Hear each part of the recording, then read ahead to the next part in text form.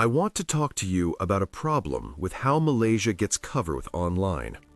Every Malaysia travel video shows the same places: the Petronas Towers at night, the Batu Caves steps, Penang street art, the Highlands tea farms, Langkawi cable car. And look, these places are genuinely beautiful and genuinely worth seeing. I am not here to tell you they are not. But Malaysia is a country the size of Norway. It has 13 states, 2 territories, hundreds of kilometers of coastline, ancient rainforest, volcanic highlands, limestone karst landscapes, and over 600 islands. And the travel internet has decided to represent all of that with 5 locations that appear in every single video in exactly the same order. So today, we are going somewhere else entirely. I am taking you to the Malaysia that exists outside the algorithm, the places that Malaysians themselves love and talk about amongst themselves, but that the outside world has almost entirely missed. The places where the beauty is real, the crowds are thin, and the experience of being there feels like something you found rather than something you were directed to. These are Malaysia's most beautiful places that nobody talks about. But before we begin, subscribe to ensure that you never miss out on any of my videos. With that being said, let's get right in. 1. Ipoh, Perak. Let's start with a city that is in the middle of a quiet renaissance that the outside world has barely noticed yet. Ipoh is the capital of the state of Perak, about 2 hours north of Kuala Lumpur by train, and it is one of the most beautiful and most underrated cities in Malaysia. It was built on tin. The tin mining boom of the late 19th and early 20th centuries made Ipoh one of the wealthiest cities in British Malaya, and that wealth left behind an extraordinary architectural legacy that is still largely intact today.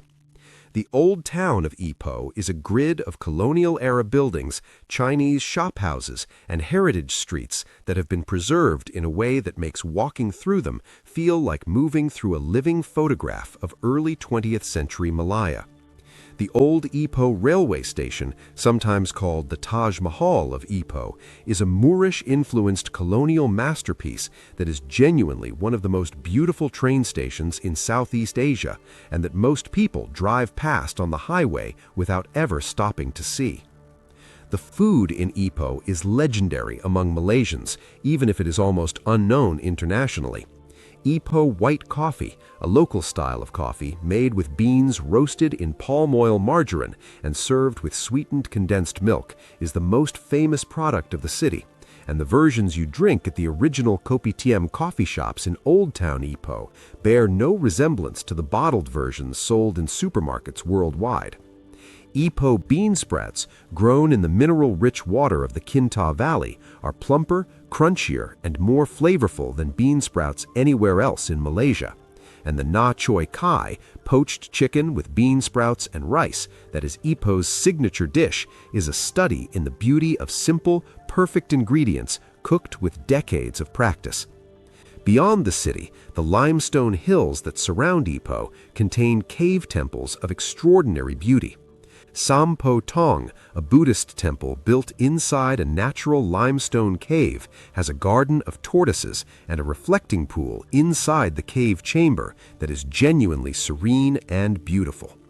The Kek Luk Tong Cave Temple has a rear garden that opens through the back of the cave into a view of open sky and limestone karst that will stop you completely still. Ipoh is having a moment.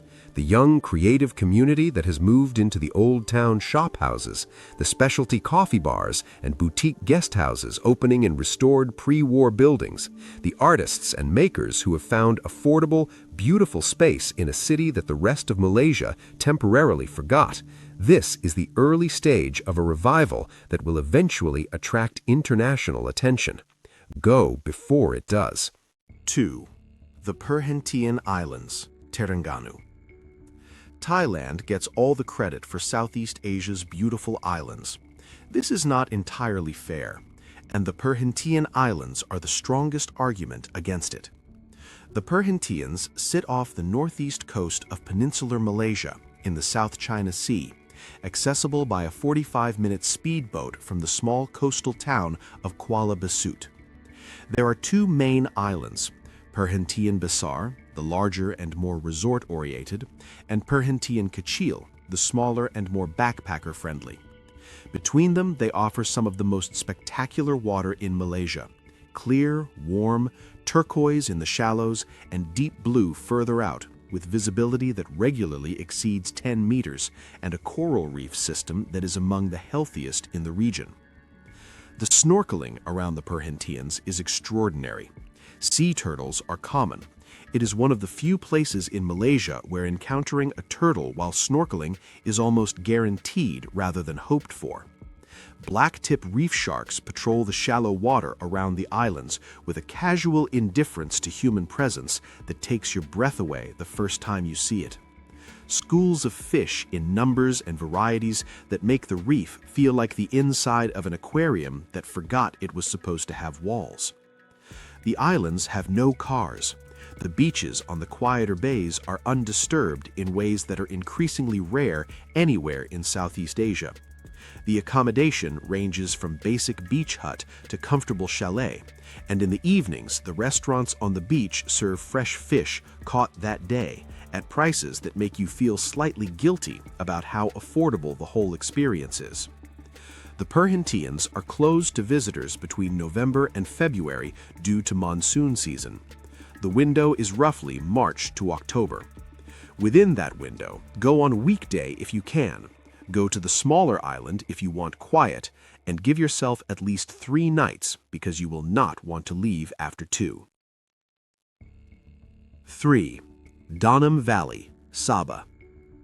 There are places in the world where nature is so intact, so ancient, so uncompromised by human presence that being inside them produces a feeling that is difficult to describe in ordinary language. Danum Valley is one of those places. Danum Valley Conservation Area in the interior of Sabah covers about 440 square kilometers of primary lowland dipterocarp forest that has never been logged, never been cleared, never been disturbed in any significant way by human activity. The trees here are enormous. Some of the dipterocarps reach 60, 70, 80 meters in height, their canopies forming a ceiling so high and so dense that the forest floor exists in a permanent green twilight regardless of the time of day. The sounds are extraordinary.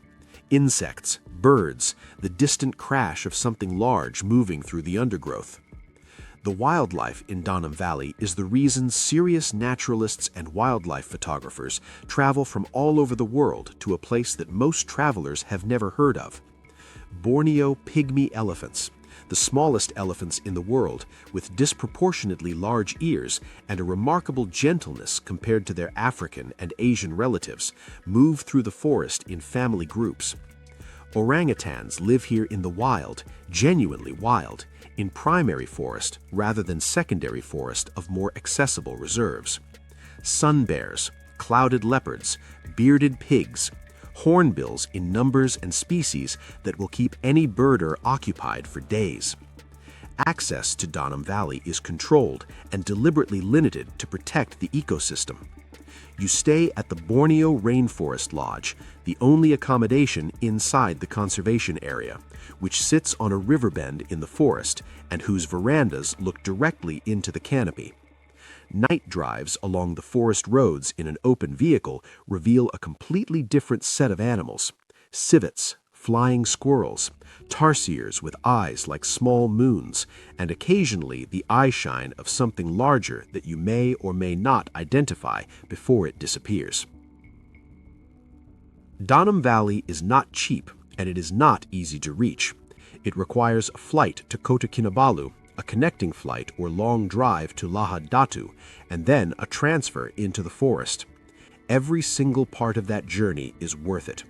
This is the oldest rainforest in the world, and most people who travel to Malaysia never know it exists. 4. Tasik Kenyir, Terengganu. Most people who hear the name Tasik Kenyir for the first time assume it is a natural lake. It is not. It is a man-made reservoir, created in 1985 when the Kenyir Dam flooded a valley, and it is one of the most unexpectedly beautiful places in all of Malaysia. Tasik Kenyir is the largest man-made lake in Southeast Asia. It covers roughly 260,000 hectares and contains over 360 islands, the former hilltops of the flooded valley, now jutting from the water as forested outcrops of extraordinary variety. The water is clear. The surrounding forest is intact primary rainforest that comes down to the water's edge, and the combination of the lake, the islands, the forest, and the waterfalls that cascade directly into the lake from the surrounding hills creates a landscape that is simply stunning. The waterfalls of Tasik Kenyir are the detail that most people who have been there mention first. There are more than 14 named waterfalls accessible from the lake, reachable only by boat, hidden in the forest at the edge of the water. Lasir Waterfall drops 30 meters into a natural pool that you can swim in. Tembat Waterfall is a series of cascades through a granite boulder landscape that looks like it was designed by someone who had been given an unlimited budget and told to create something breathtaking. These waterfalls see almost no international visitors. They are visited primarily by Malaysian families on weekend trips and by the occasional adventurous backpacker who has done enough research to find them. The fishing in Kenyir is also extraordinary. It is one of Malaysia's premier freshwater fishing destinations, but you do not need to fish to love it. Rent a houseboat for a night or two, sleep on the water surrounded by forest, wake up to the sound of birds you cannot name, and spend the day finding waterfalls by boat. This is a very specific kind of beautiful, and it is available in Malaysia and almost nowhere else. 5. The Kelabit Highlands, Sarawak. If you want to understand what remote means, genuinely, geographically, experientially remote, go to the Kelabit Highlands. The Kelabit Highlands are a plateau in the interior of Sarawak, close to the border with Indonesia's Kalimantan region, sitting at around 1,000 meters above sea level. The main settlement is a small town called Borneo, accessible primarily by a 45-minute flight on a small twin-otter propeller plane from Miri on the Sarawak coast.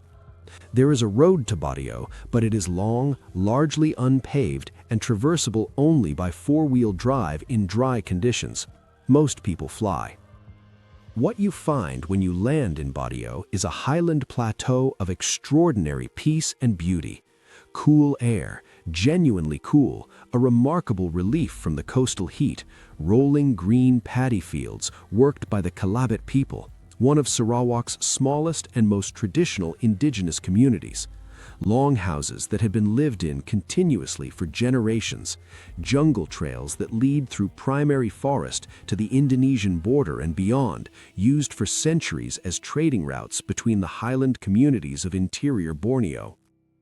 The Kelabit are famous in Malaysia for their rice, Borneo rice, a short-grained, fragrant variety grown only at this altitude in these specific conditions that has a flavor and texture that makes even simple steamed rice a genuinely remarkable eating experience.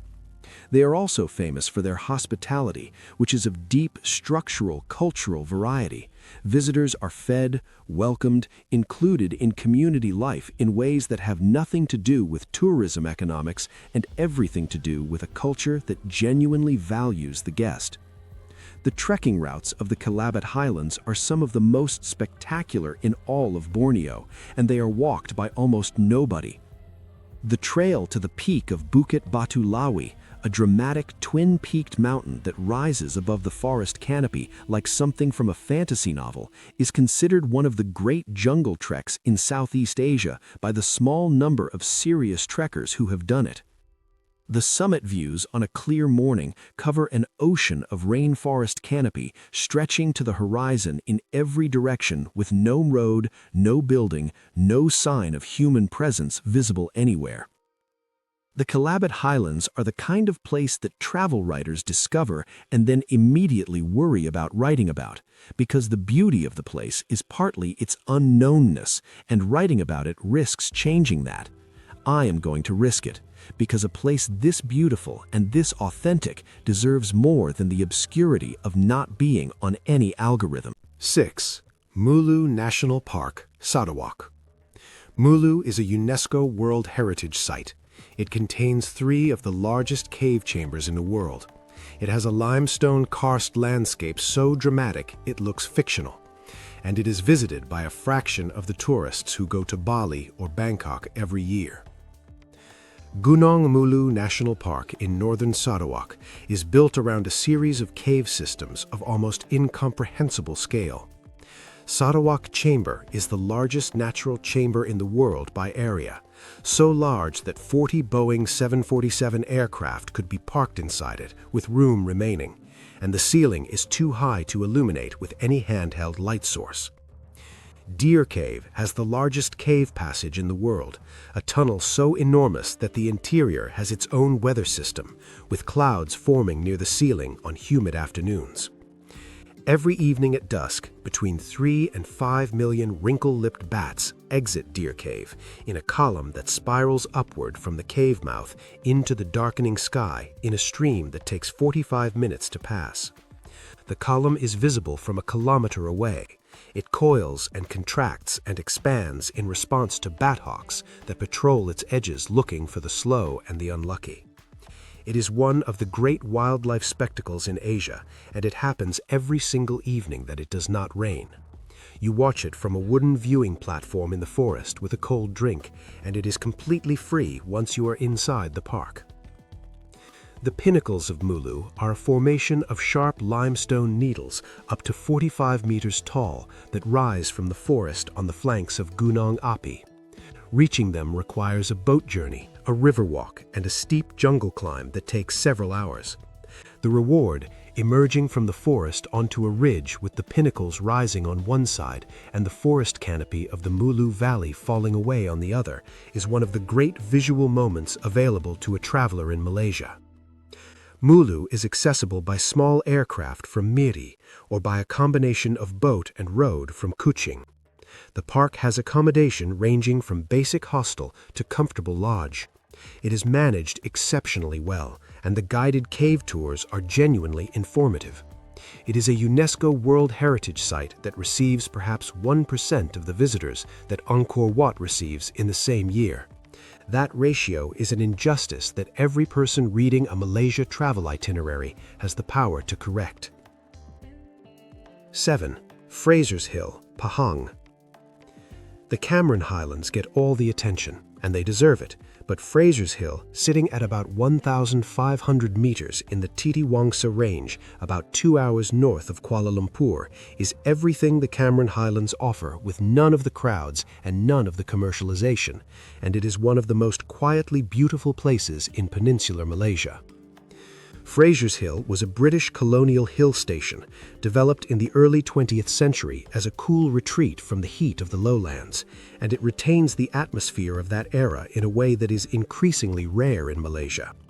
Tudor-style bungalows with sloping roofs and climbing roses sit among the pines and oaks of the highland forest. A small clock tower on the main road looks like it was transplanted from a village in the English countryside. The roads are narrow and the traffic is light, and the overall impression is of a place that time chose to leave largely alone. The birding at Fraser's Hill is the reason serious ornithologists come from all over the world to a hill station that most Malaysian tourists drive past on the way to Cameron Highlands. The elevation and the intact forest create conditions that support an extraordinary diversity of highland bird species: Malayan whistling thrush, mountain peacock pheasant, silver-eared mesia, and dozens of other species that are found only in the highland forests of the Malay Peninsula. The annual Fraser's Hill International Bird Race draws birders from across Asia and has been running for decades. But you do not need to be a birder to love Fraser's Hill. Walk the forest trails in the early morning when the mist is still in the valley below and the forest is completely still except for birds. Have tea and scones at one of the colonial-era bungalow guest houses. Sit on a veranda in the cool afternoon air and read a book. This is what hill stations were built for, and Fraser's Hill is the one that still delivers that experience without requiring you to share it with busloads of tourists. 8. The Rainforest of Taman Negara. Taman Negara means National Park in Malay. It is not a creative name, but what it contains is one of the most remarkable landscapes in the world, and a place that deserves to be spoken of in the same breath as the great national parks of Africa and the Americas. Taman Negara covers about 4,300 square kilometers of primary rainforest in peninsular Malaysia, forest that is estimated to be 130 million years old, making it one of the oldest continuously existing rainforests on Earth, older than the Amazon, older than the Congo Basin. A forest that survived the ice ages that shaped much of the rest of the planet's vegetation because the Malay Peninsula was never glaciated and has been evolving and accumulating diversity in unbroken continuity for longer than almost any other forested ecosystem in the world. You enter Taman Negara by boat, a 2 to 3 hour journey upriver from the small town of Kuala Tembeling, through a river system that narrows as the forest closes in on both sides and the sounds of the outside world gradually disappear behind you. The park headquarters at Kuala Tahan has accommodation from basic hostel to comfortable chalet and is the base for everything from a short canopy walk to multi-day jungle treks that will take you deep into forest that very few human beings have ever entered. The canopy walkway at Taman Negara, a series of swinging rope and plank bridges suspended between the giant forest trees at a height of about 40 meters, is the longest canopy walkway in the world, and the view from it at dawn, with the forest floor invisible below and the canopy stretching in every direction under a lightning sky, is one of the most extraordinary things you can see in Malaysia. It is not comfortable, the bridges sway and the height is real, but the discomfort is entirely worth it. Night walks in Taman Negara reveal a completely different forest. The beam of a torch finds eyes in the undergrowth, giant forest scorpions, stick insects longer than your forearm, flying squirrels, small civets moving through the lower canopy. The sounds are different at night, fuller and more complex, and the darkness beyond the path is absolute in a way that reminds you that you are a guest in something ancient and vast and entirely indifferent to your presence. Taman Negara is not unknown. It has been a national park since 1938, and it does receive visitors, but it receives far fewer than its significance deserves, and the parts of it that are genuinely remote and genuinely untouched are effectively unknown to the international travel community. This is one of the oldest forests in the world. It is accessible, safe, and extraordinary. Not visiting it when it is available to you is an act of oversight that you will eventually regret. Malaysia is a country that rewards the traveler who is willing to look past the first page of search results. Every place in this video is real, accessible, and waiting. None of them require extraordinary expense or extraordinary effort. What they require is the decision to go somewhere that hasn't been pre-approved by the algorithm. Ipoh and its limestone cave temples, the Perhentian Islands and their turtles and sharks, Danum Valley and its ancient forest, Tasik Kenyir and its waterfall-fed islands, the Kelabit Islands and the deepest quiet in Borneo, Mulu and its impossible caves, Fraser's Hill and its colonial morning mist, Taman Negara and a forest 130 million years in the making. This is Malaysia. Not all of it, not even a significant fraction of it, but enough to make the point. If this video puts any of these places on your radar, drop a comment below and tell me which one. I read every comment. And if you've been to any of these places and want to share what it was like, even better. Share it below so other people can read it and make up their minds. Like the video if it was worth your time. Subscribe because there is a lot more Malaysia content coming that goes this deep. And I will see you in the next one.